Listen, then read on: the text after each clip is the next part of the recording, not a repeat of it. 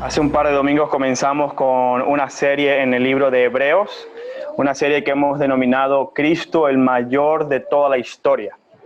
Y vimos cómo el domingo pasado aprendimos que Dios, nuestro Dios, es un Dios que se revela, un Dios que habla, que se comunica con su creación, que en ningún momento ha dejado de interactuar con su creación.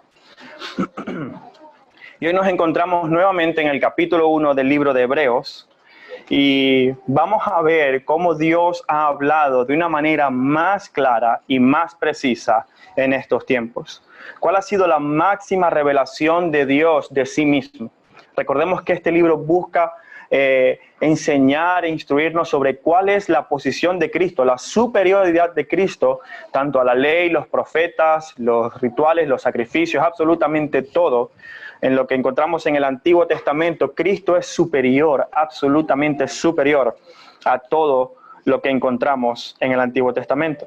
Y eso incluye la revelación de Dios. Dios, habiendo hablado en otros tiempos, hoy, en estos últimos tiempos, ha hablado de una manera más clara y más viva, más visible, más precisa para nosotros por medio de su Hijo Jesucristo.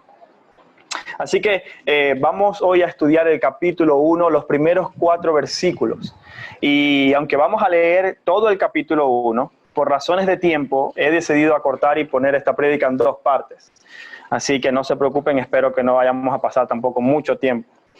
Pero vamos a estudiar el capítulo 1, versículos del 1 al 4. Sin embargo, te animo a que abras tu Biblia en Hebreos 1. Vamos a leer todo el capítulo para que tengamos un contexto de lo que nos quiere decir este capítulo, pero nos vamos a enfocar, como ya dije, en los primeros 4 versículos. Pero antes, vamos a orar para que sea el Señor quien nos dé, por medio de su Espíritu Santo, un correcto entendimiento de su palabra. Mi Señor, gracias queremos darte por tu misericordia, por tu amor y por tu bondad. Y yo quiero, Señor, reconocer mi inhabilidad, reconocer mi incapacidad, reconocer, Señor, que yo no puedo en términos humanos o en mi propias fuerzas predicar tu palabra como debe ser enseñada. Reconozco, Señor, que necesito de tu instrucción, necesito de tu Espíritu Santo para que me enseñe y me muestre la verdad de tu Escritura. Ayúdame, Padre, a ser diligente y un buen expositor de tu palabra, que se pueda exponer con fidelidad a lo que dice el texto. Que nuestras mentes sean instruidas por ti, que nuestros corazones sean, confianza sea aumentada, que nuestra fe sea fortalecida el día de hoy por medio de tu palabra, gracias a que podemos ver quién es Jesucristo. Gracias a que podemos leer la verdad acerca de quién es Jesús. Gracias a que podemos tener la plena convicción de que tú has hablado por medio de él. Y te pido que nos ayudes a reconocer no solamente quién es, sino también a adorarle, a proclamarle como Señor. Que podamos unirnos al autor de Hebreos exaltando la deidad de Cristo. Para la gloria de tu nombre en medio de tu pueblo, en Jesús. Amén. Ahora sí te invito, hermano, a que abras tu Biblia en Hebreos capítulo 1 y vamos a leerlo todo el capítulo. Son 14 versículos. Yo voy a leer de la versión Reina Valera, así que si tienes otra versión, quizás cambien las palabras, pero el mensaje es exactamente el mismo. Hebreos capítulo 1 dice lo siguiente: Dios, habiendo hablado muchas veces y de muchas maneras en otro tiempo a los padres por los profetas, en estos postreros días nos ha hablado por el Hijo, a quien constituyó heredero de todo y por quien asimismo hizo el universo, el cual, siendo el resplandor de su gloria, la imagen misma de su sustancia, y quien sustenta todas las cosas con la palabra de su poder, habiendo efectuado la purificación de nuestros pecados por medio de sí mismo, se sentó a la diestra de la majestad de las alturas, hecho tanto superior a los ángeles, cuanto heredó más excelente nombre que ellos. Porque ¿a cuál de los ángeles dijo Dios jamás? Mi hijo eres tú, yo te he engendrado hoy. Y otra vez, yo seré a él por padre, y él me será a mí por hijo. Y otra vez, cuando introduce al primogénito en el mundo, dice: adórenle todos los ángeles de Dios. Ciertamente le de los ángeles dice: el que hace a sus ángeles espíritu y a sus ministros llama de fuego. Mas del Hijo dice lo siguiente: tu trono, oh Dios, Por el siglo del siglo, cetro de equidad es el cetro de tu reino. Has amado la justicia y aborrecido la maldad, por lo cual te ungió Dios, el Dios tuyo, con óleo de alegría más que a tus compañeros. Y tú, oh Señor, en el principio fundaste la tierra, y los cielos son obra de tus manos. Ellos perecerán, mas tú permaneces, y todos ellos se envejecerán como una vestidura, y como un vestido los envolverás y serán mudados, pero tú eres el mismo, tus años no acabarán. Pues ¿a cuál de los ángeles dijo Dios jamás? Siéntate a mi diestra, hasta que ponga a tus enemigos por estrado de tus pies? ¿No son todos espíritus ministradores enviados para el servicio a favor de los que serán herederos de la salvación? Lo primero que vemos en este capítulo, hermanos, es una diferencia, una separación que hace el autor de Hebreos en cuanto a los tiempos en los que nos encontramos. Fíjense que el versículo 1 dice, Dios habiendo hablado muchas veces y de muchas maneras en otro tiempo. Y luego dice, en estos postreros días, el autor está claramente diferenciando dos periodos de tiempo en los primeros dos versículos de su introducción. Y esto es realmente significativo cuando tomamos en cuenta quiénes eran los destinatarios de esta carta, quiénes eran los lectores originales de esta carta, que era una iglesia conformada mayormente por personas judías. Ahora, quizás eso no nos dice mucho. Hay muchos autores que dicen que había tres grupos de judíos en la mente del autor cuando él escribía.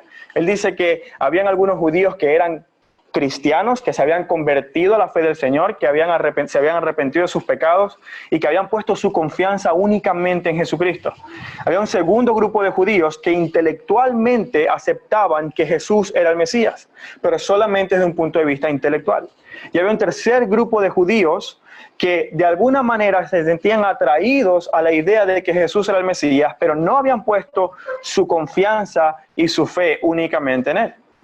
Pero indistintamente de cuál era su posición acerca de quién era Jesús, los tres grupos tenían una cosa en común. Y es que los tres grupos de judíos, para cualquier judío, la expresión los postreros días significaba exactamente lo mismo. Cualquier judío, independientemente de la rama del judaísmo en la que estuviera, la frase los postreros días representaba el tiempo en el que el Mesías vendría a este mundo para instaurar el reino de Dios, para comenzar y establecer el reino de Dios. De modo que cuando el autor dice en estos postreros días, en la mente de los judíos hay una idea muy clara, tan clara como la que encontramos en Jeremías 33, 14 y 15. Fíjese lo que dice, he aquí vienen días, dice Jehová, en que yo confirmaré la buena palabra que he hablado a la casa de Israel y a la casa de Judá. Y fíjense lo que dice, en aquellos días y en aquel tiempo haré brotar de David un renuevo de justicia y hará justicia y juicio en la tierra. Esa era una profecía acerca del Mesías. Para los judíos eso era muy claro. Hablar de los postreros tiempos, hablar de los postreros días era una declaración de que el Mesías ya había llegado. De modo que el primer y segundo versículo de entrada son una afirmación de quién es Jesús. En la mente de cualquier judío esta declaración claramente significaba Jesús fue el que inició en su encarnación esa época de los postreros días. Jesús es el Mesías que vino a plantar o a establecer el reino de Dios aquí en la tierra. Y eso lo encontramos ya en la introducción y es importante saberlo porque ya nos da una declaración de cuál es la intención del escritor de Hebreos con esta carta. Así que en estos postreros días, en estos tiempos que fueron ya iniciados con la encarnación de Cristo y que finalizarán cuando Jesús venga nuevamente para ejercer juicio sobre vivos y muertos, para juzgar toda la creación, ahí cuando finalicen esos tiempos, en estos postreros días, Dios nos ha hablado por medio de su Hijo. Por medio de la venida de Jesús, Dios ha hablado más claramente. Ahora, este hablar de Jesús, este Dios hablando por medio del Hijo, puede ser entendido de dos maneras que son complementarias. En primer lugar, puede ser entendido de manera literal, la manera más obvia y evidente. Dios habló por medio de Jesús. Jesús habló la palabra de Dios. Si usted lee Juan capítulo 12, versículo 49, el mismo Jesús dice lo siguiente: porque lo que yo os he hablado, no lo he hablado por mi propia cuenta. El Padre que me envió, Él me dio mandamiento de lo que he de decir y de lo que debo hablar. Unos capítulos más adelante, en el mismo Evangelio de Juan, dice exactamente lo mismo. Le dice: ¿no crees que yo soy en el Padre y que el Padre es en mí? Las palabras que yo os hablo, no las hablo por mi propia cuenta, sino el Padre que mora en mí, Él hace estas obras. Cristo habló la palabra de Dios. Dios comunicó el mensaje a su Hijo y Él nos entregó de manera fiel ese mensaje que Él tenía para su pueblo. Ahora, eso nos da a nosotros una confianza tremenda en lo que Jesús dijo. Porque Jesús no habló nada por su propia voluntad, ni habló nada de lo que Él quería hablar, sino que la palabra que Jesús habló es la palabra directa de Dios. Podemos tener confianza de que la fuente de donde viene esa información es la fuente de la verdad. Dios mismo dio su palabra. Cristo equivale sus palabras a las de Dios. Equivale su mensaje al mensaje mismo del Padre. No hace ninguna diferencia. De hecho, al final del capítulo, bueno, ya casi al final del capítulo del Evangelio de Juan, el capítulo 17, en 3 oportunidades Cristo hace referencia a esto, a que Él ha hablado la palabra del Padre. Dice en el capítulo 7, versículo 18, dice: porque las palabras que me diste, hablando hacia el Padre, les he dado. En el versículo 14 dice: yo les he dado tu palabra y el mundo los aborreció. Santifícalos en tu verdad, tu palabra es verdad. Hermanos, esto nos puede dar una confianza tremenda, porque lo que Cristo habló es la palabra de Dios. No hay engaño. Dios es verdadero. Dios no puede mentir. No hay falsedad en Dios. Lo que Dios habla es verdadero. Y Cristo habló la palabra de Dios. Eso nos da como resultado que lo que Cristo ha dicho es verdad. Cuando en el mundo escuchamos hombres que se levantan diciendo cosas contrarias a las que Cristo ha dicho, contrarias a lo que la palabra de Dios dice, argumentos que parecen ser verdaderos. Hay muchos por ahí que están hablando con mucha convicción, que creen que tienen la razón en todo, hablando acerca del sexo, hablando acerca de la familia, hablando acerca del género, hablando acerca de los valores morales. Muchos que creen decir la verdad y lamentablemente están equivocados. Y nosotros podemos tener confianza y no tenemos que tener temor, porque sabemos que la verdad de Cristo va a ser vindicada al final. Sabemos que es una verdad, y valga la redundancia, verdadera. Es una afirmación verdadera. De modo que lo primero que Cristo habló, en el primer sentido que podemos entender Dios hablando por medio del Hijo, es el sentido más obvio y evidente. Cristo habló la palabra de Dios. Pero hay un segundo sentido en el que Dios se comunicó por medio de Cristo. Y es el sentido en el que el autor de Hebreos detalla en los siguientes versículos. Cristo, cuando habló acerca del Padre, no solamente habló de la voluntad de Dios con sus palabras, sino que en su propia vida reveló quién es el Padre. Reveló quién es Dios verdadero. Cuando el Señor nos habla, cuando Dios nos habla, Dios dice mucho acerca de sí mismo con sus palabras. No solamente es el mensaje, que es evidentemente muy importante, pero nos dice mucho acerca de quién es Dios. Un ejemplo, si yo vengo aquí y comienzo a gritar, usted podrá escuchar el mensaje que estoy dando, pero también mi manera de hablar o mi personalidad le dice cosas acerca de mí mismo, de mi carácter y de cómo soy. Lo mismo ocurre con el Señor. Cuando Dios habla, se da a conocer, revela su carácter. Y esa es exactamente la segunda manera en la que Cristo, o en la que Dios habló por medio de Jesús. En la segunda manera es Cristo revelando la naturaleza, los atributos de Dios. No solamente nos dio a conocer su voluntad, sino que reveló aspectos de Dios que estaban completamente velados para el ser humano en el Antiguo Testamento. Y esto es importantísimo que lo entendamos, porque Cristo en sí mismo nos mostró el carácter de Dios. Muchas religiones afirman creer en Jesús. Muchas religiones afirman saber quién es Jesús. Y la verdad, hermanos, es que eso es algo que con muchas religiones compartimos, pero lo que creen acerca de Jesús es lo que marca la diferencia. ¿Quién dicen ellos que es Jesús? Es lo que marca la diferencia. Si usted toma, por ejemplo, los mormones. Para ellos creen en Jesús para salvación. Pero para ellos Jesús es el hermano espiritual de Satanás. Y por lo tanto está en la misma posición y a la misma altura de Satanás. La única diferencia es que Jesús es el hijo favorito del Padre Celestial. Y ellos dirán que creen en Jesús y que Jesús es el Señor y el Salvador. Pero lo que creen acerca de Jesús es lo que marca la diferencia. Y en esa creencia acerca de Jesús es donde encontramos nosotros la salvación. Fíjense lo que dice Hebreos 1, los siguientes versículos. Y aquí vamos a ver atributos que este pasaje, atributos de Dios que este pasaje le da a Jesús.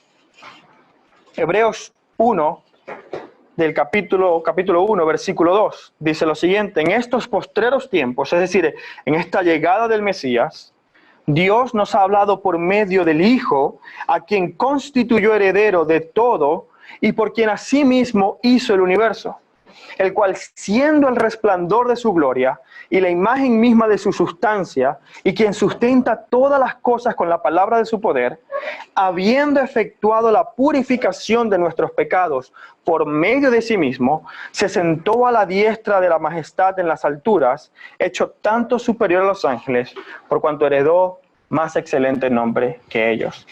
Ahora, cuando analicemos este pasaje nos vamos a dar cuenta que hay algunas frases o algunas expresiones que a simple vista parecieran ser difíciles de entender. Pero cuando las estudiamos a profundidad nos damos cuenta de que no hay ningún tipo de contradicción en ellas.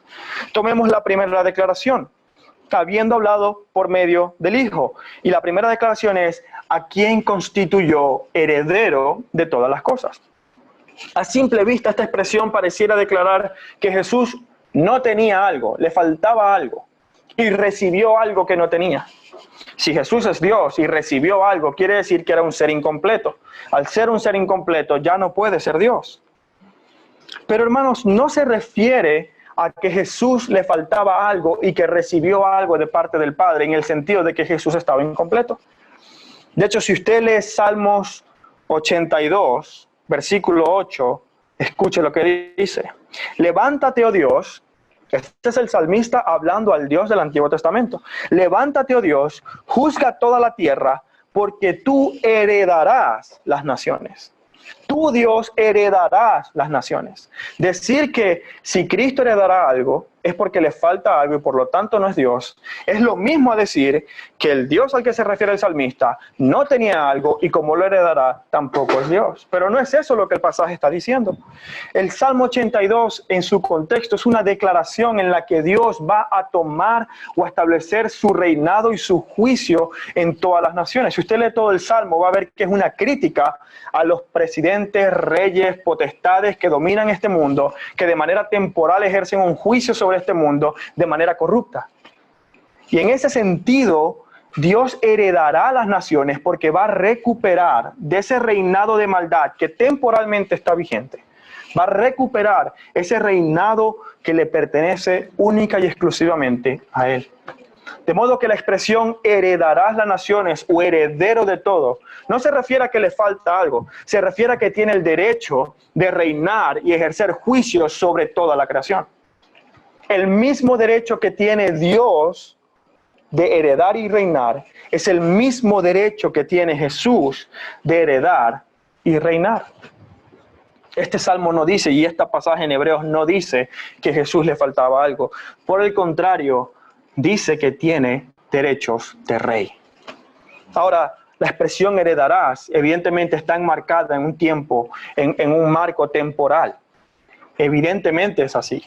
Y Dios ha permitido que la maldad reine de manera temporal, pero Él va a retomar, va a reclamar lo que le pertenece. Su autoridad no se ve en ningún momento menguada por el temporal reino del mal. Dios está siendo paciente para que procedamos al arrepentimiento. Y esto funciona también así en el mundo terrenal. Cuando usted tiene un príncipe o el heredero de un rey, usted sabe que esa persona no va a ser más o menos rey, o no va a ser más o menos poderoso siendo heredero que siendo rey. Y la autoridad que va a tener va a ser exactamente la misma siendo heredero que siendo rey. Lo único que cambia es que cuando su reino se materializa, él puede ejercer ese derecho de rey y esa autoridad que ya le pertenecen por quien es. Y es exactamente lo que vemos aquí. Cristo heredará todas las cosas, porque en un tiempo definido, Él ha establecido que va a juzgar a vivos y a muertos de una manera definitiva. El Señor dijo al final del Evangelio de Mateo, toda autoridad, toda potestad me es dada, tanto en el cielo como en la tierra. Donde sea, mi reinado no va a tener fin. Y como dijo en el Evangelio de Juan, el príncipe de este mundo ya ha sido juzgado. De modo que los mismos derechos que Dios tiene de reinar sobre la creación son los mismos derechos que Jesús tiene. Esto nos lleva al segundo punto. Fíjense lo que dice el versículo. Por medio de quien asimismo hizo el universo. La razón por la que Jesús tiene el derecho de reinar es porque Él es creador de todas las cosas. Él es creador, diseñador, autor de toda la vida que vemos. Ahora, cuando la Biblia dice que Él es creador, no es como muchos otros piensan, que Jesús fue creado por Dios y que Jesús luego creó este mundo. No.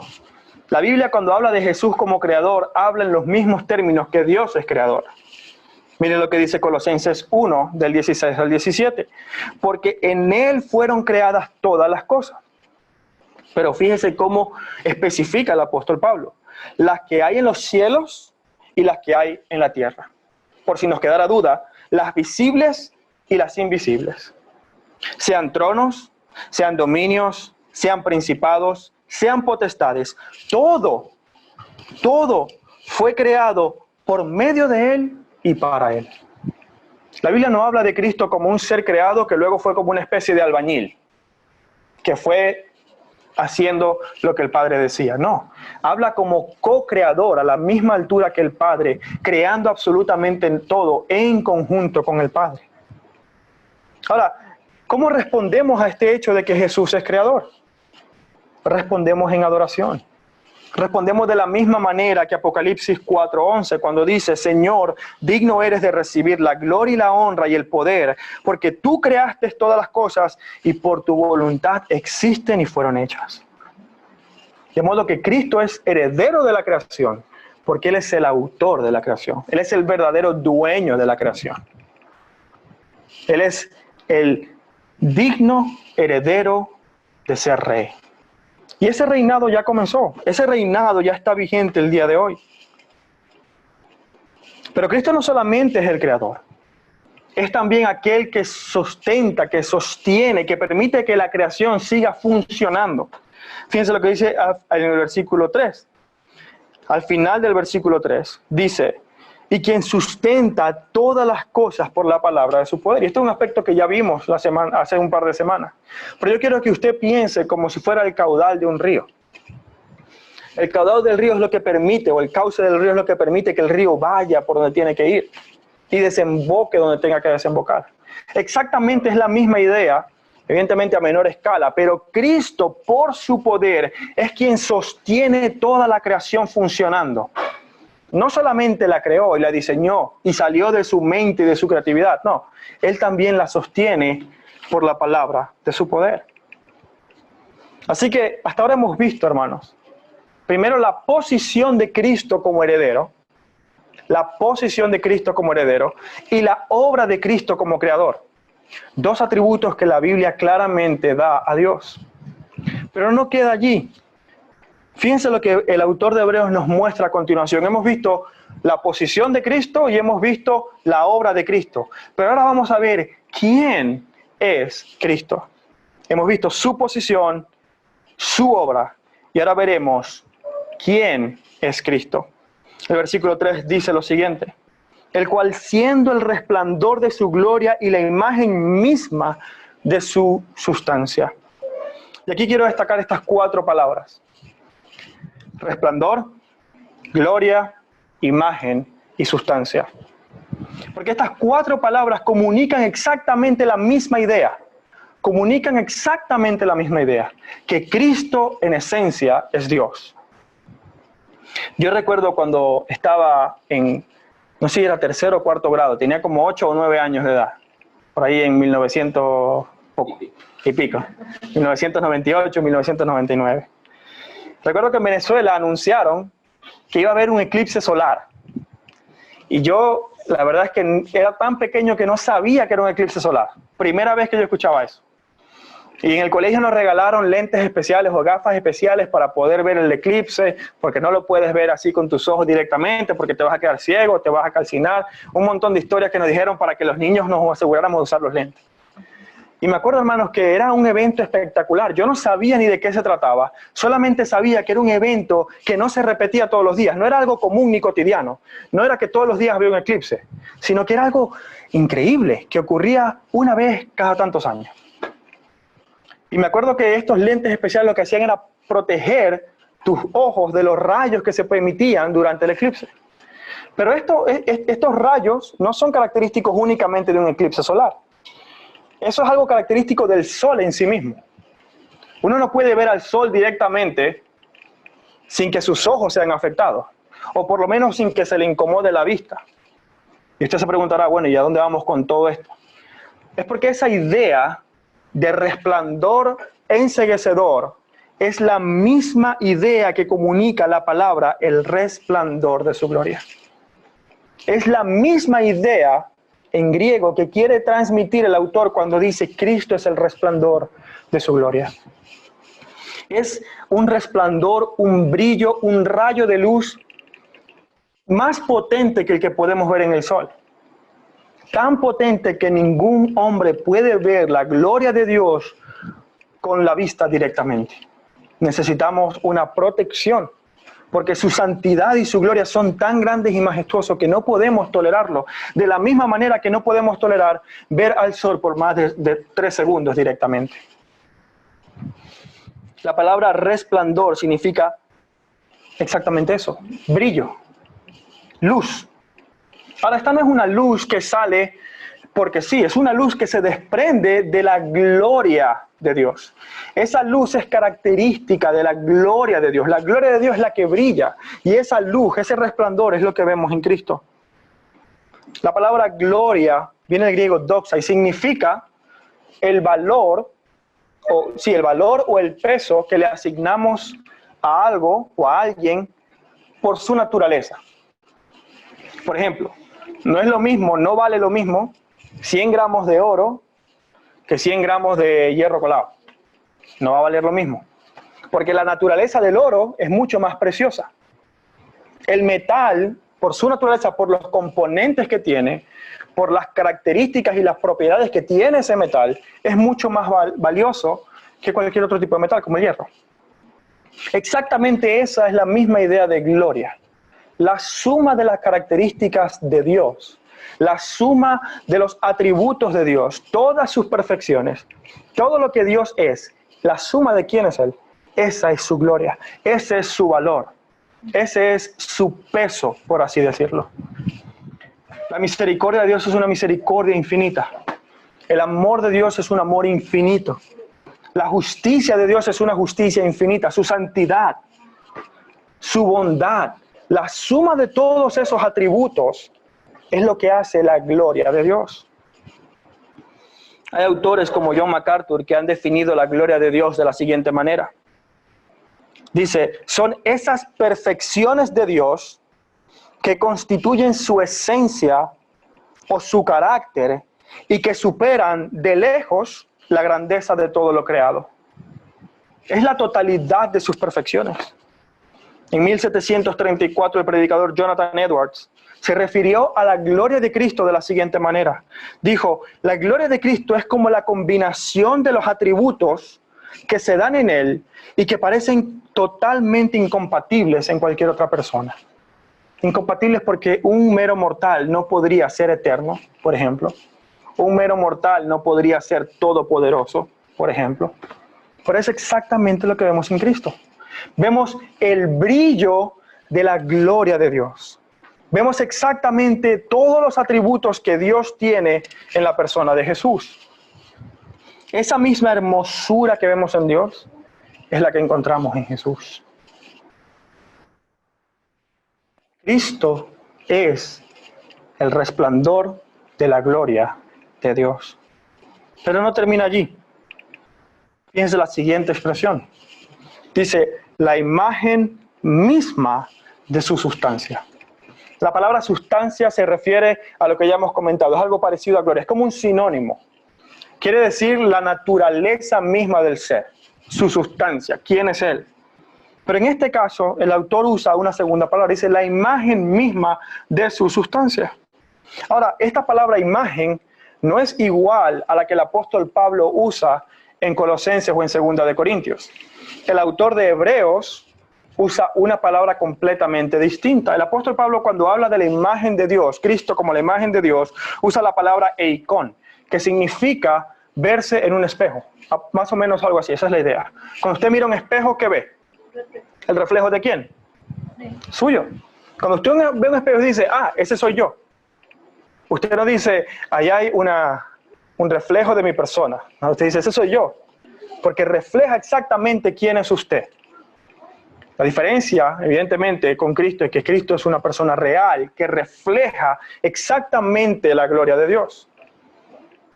El misterio de la Trinidad que nunca podremos explicar es que son tres personas completamente distinguibles con una misma esencia. Y Cristo, tal como lo entendía Pablo, es el reflejo perfecto de quién es Dios.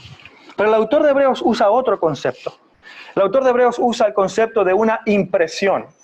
No impresión de papel, sino una impresión como la que vemos en la moneda. Si usted coge la moneda de €1, ¿a quién ve allí? ¿La cara de quién? Del rey. Usted dice, ese es el rey fulanito, ese es el rey tal, ese es el rey tal, dependiendo de la época en la que estemos. Exactamente esa es la imagen que quiere usar el autor de Hebreos cuando dice que Cristo es la imagen de Dios. Cristo es la impresión de Dios. Cristo, en ese cuerpo físico está incrustada la imagen perfecta de Dios. Dios es espíritu y nadie lo ha visto jamás. Nadie puede ver a Dios jamás. Pero en Cristo tenemos la impresión física y visual, la manifestación visual de la gloria de Dios. Esto es exactamente lo que ocurrió en el monte de la transfiguración, ahí en Marcos 9. Cuando Cristo fue con los 3 discípulos que le acompañaron, Él lo que hizo fue quitar de sí el velo que cubría su gloria, el velo carnal que cubría su verdadera, digamos, identidad, por ponerle algún nombre. Él lo que hizo fue mostrar quién verdaderamente es Él, sus atributos. Y lo que el texto describe en Marcos 9 es que sus ropas se pusieron tan blancas que ningún lavador las podía hacer tan blancas. El resplandor de su persona y de aún sus vestidos era tan brillante que nadie jamás había visto un brillo tan fuerte. Cristo es el resplandor de su gloria y la imagen misma de quién es Dios. Ahora, fíjense que no es una imagen física. Dice la imagen de su sustancia, porque es la esencia de Dios. En Cristo habita la plenitud de la deidad. Dentro de ese cuerpo físico está completamente la esencia de quien es Dios. Colosenses 2:9 lo afirma. Porque en Él habita corporalmente la plenitud de la deidad. Hermanos, debemos gozarnos al saber que cuando vemos a Cristo, cuando escuchamos a Cristo, no estamos escuchando a cualquiera ni viendo a cualquiera. Estamos escuchando y viendo al mismísimo Dios encarnado. El pronunciar estas palabras, hermanos, debería ponernos la piel de gallina. Porque no estamos ante la presencia de uno más. No estamos ante la presencia de cualquier personaje de la Biblia, sino de aquel que es creador, sustentador, heredero, rey y Dios mismo en esencia. Ahora fíjese lo que dice el autor. No queda allí. Hemos visto un esquema que se repite ahora también. Hemos visto la posición de Cristo con respecto a su derecho a reinar. Hemos visto la obra de Cristo por medio de la creación. Y hemos visto quién es Cristo en esencia. Pero el autor finaliza estos 4 capítulos de la siguiente manera. Dice, versículo 3. Habiendo efectuado la purificación de nuestros pecados por medio de sí mismo, se sentó a la diestra de la majestad en las alturas. Nuevamente vemos la obra de Cristo y la posición de Cristo. ¿Cuál fue su obra? Habiendo efectuado la purificación de nuestros pecados. Cantábamos hace unos minutos, más grande es el amor de Cristo, ¿no? Cuán profundo es, me limpió del pecado y de la maldad. Cristo no tuvo que apelar a otra cosa para hacernos limpios. Cristo no tuvo que usar ningún método afuera de Él para limpiarnos. Él dice, purificando nuestros pecados por medio de ¿quién? De sí mismo. Él mismo tiene la potestad de hacernos limpios. Ahora, si entendemos que el pecado es una ofensa en contra de Dios directamente, primeramente es una ofensa en contra de Dios. Solamente aquel que es ofendido tiene la autoridad para perdonar. Si yo hago algo en contra de mi esposa, Norville no puede perdonarme en nombre de mi esposa. Y viceversa. Si yo hago en contra de algo de Norville, mi mujer no puede decir, no importa, Norville ya te ha perdonado. No. Si el pecado es en contra de Dios, ¿quién es el único que nos puede perdonar? Dios. ¿Quién efectúa la purificación de nuestros pecados? Dios.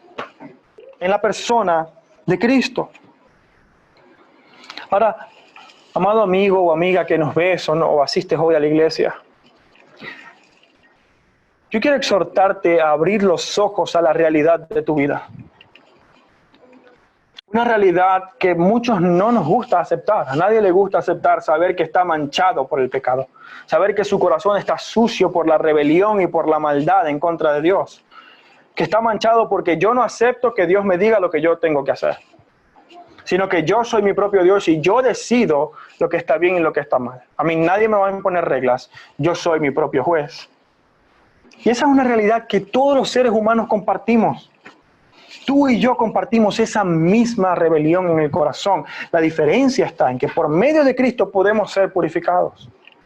En que por medio de Cristo Él puede limpiarnos de esa maldad y darnos un corazón nuevo. Yo te animo a que hoy reconozcas no solamente la obra de Cristo, la posición de Cristo y quién es Cristo, sino que también atiendas a su llamado. Cuando nos dice que nos arrepintamos y creamos en el Evangelio. Cristo nos hizo limpios una vez por todas. Y esto es importante, porque esta carta está dirigida a los judíos. Y los judíos no tenían un rito de purificación permanente. No, tenían muchos ritos, muchos sacrificios para purificaciones. Porque sabían que la necesidad de purificación y de limpieza era una necesidad constante en la vida del ser humano. Por eso es que más adelante, como vamos a ver en esta carta de Hebreos, Cristo es el sacrificio que quita el pecado del mundo completamente.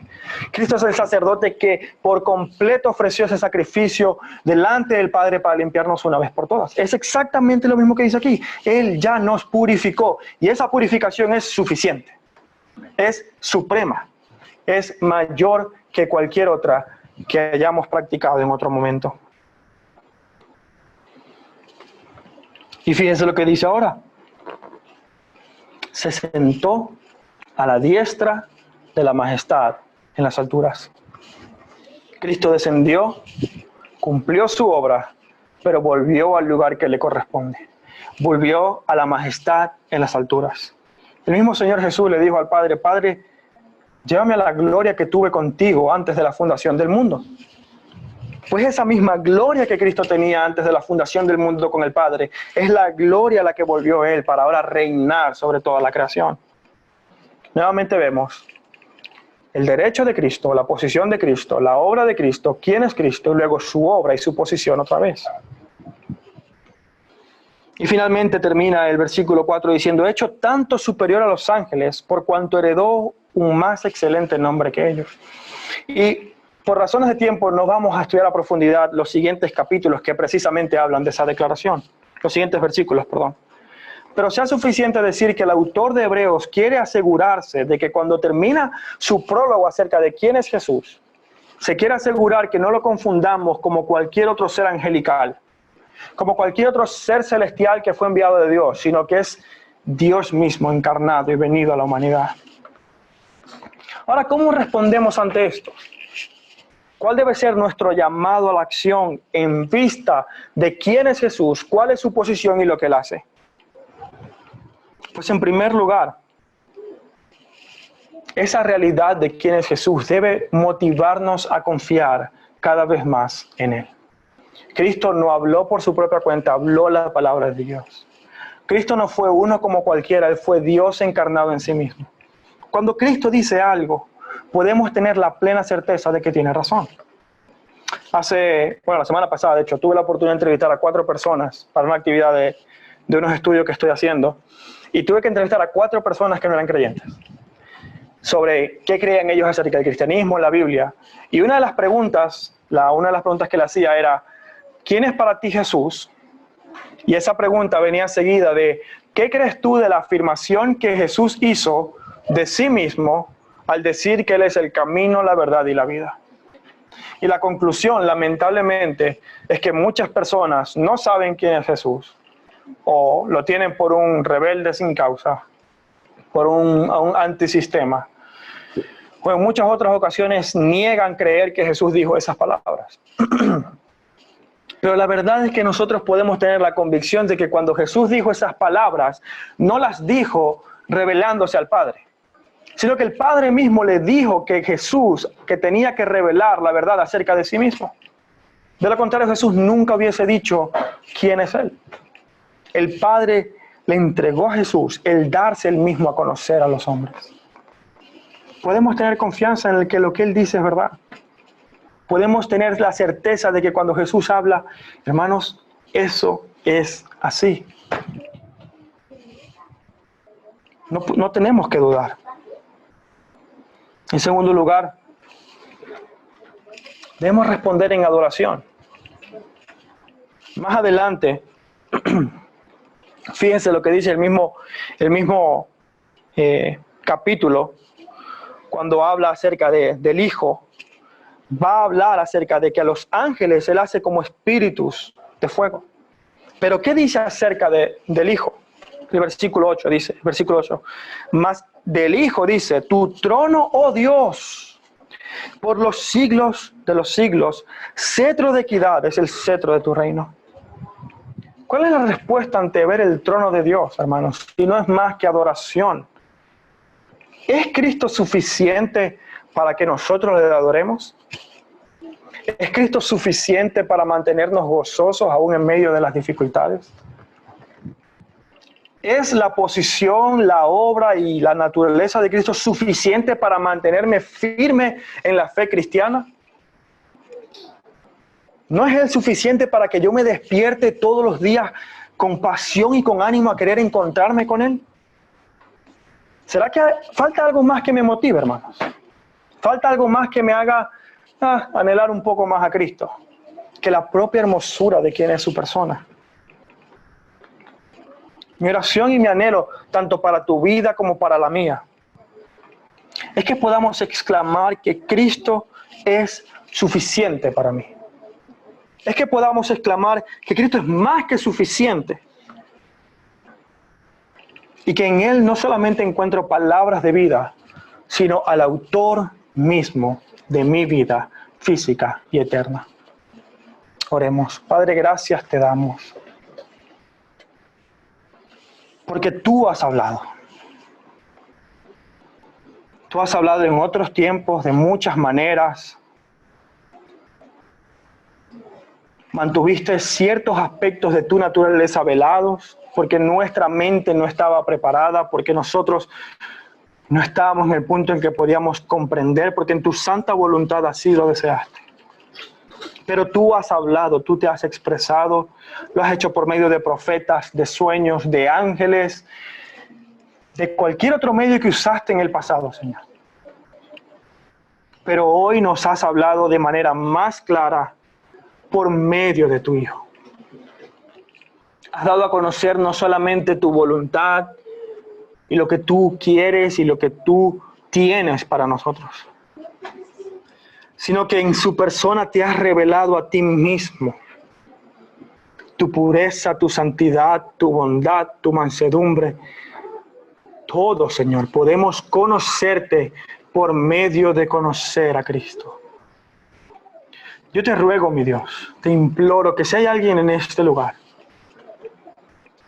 que tiene dudas, que no te conoce, que pueda mirar a Cristo y que ese brillo, ese resplandor de tu gloria pueda cautivar esa mirada, pueda cautivar ese corazón y traerlo al arrepentimiento y fe para conocer lo que es la vida en verdad. Ayúdanos, Señor, y te pido por mi propia vida, porque muchas veces esto que estoy hablando en mi vida, me falta escucharlo. Me falta escuchar, Señor, cómo tú eres suficiente para mí. Me falta escuchar cómo tú eres suficiente para animarme y motivarme a mantenerme firme. Y muchas veces, mi Dios, en mi terquedad, no soy lo suficientemente sabio para verlo.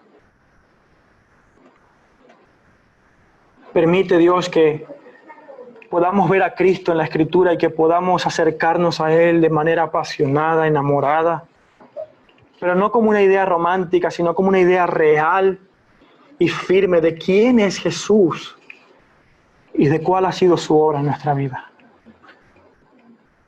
Manténnos firmes en esta confianza en ti, para que sigamos caminando en pos de ti, honrándote y adorándote como tú lo mereces. En Cristo Jesús. Amén.